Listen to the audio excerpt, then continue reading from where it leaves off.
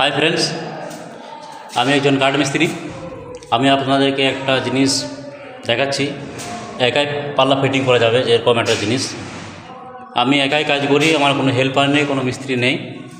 আমি সম্পূর্ণ একাই কাজ করি। এই যে বড় বড় পাল্লা দেখতে পাচ্ছ, দরজা জানলার টোটাল পাল্লা, দরজার পাল্লা কি জানলার পাল্লা, এরকম সমস্ত কিন্তু আমি একা হাতে ফিটিং করি। কীভাবে করি সেটা আমি তোমাদের একটা ভিডিওতে দেখাচ্ছি।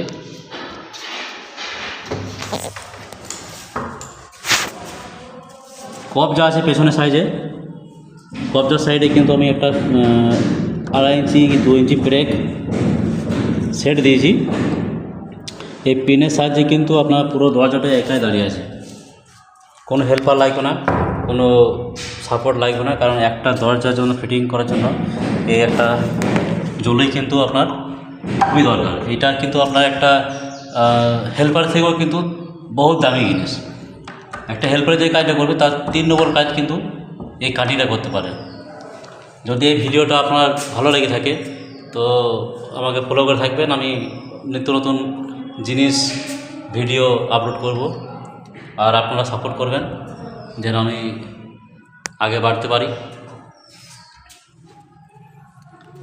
এখন এই কবজা ফিটিং করেছি দরজাটাতে।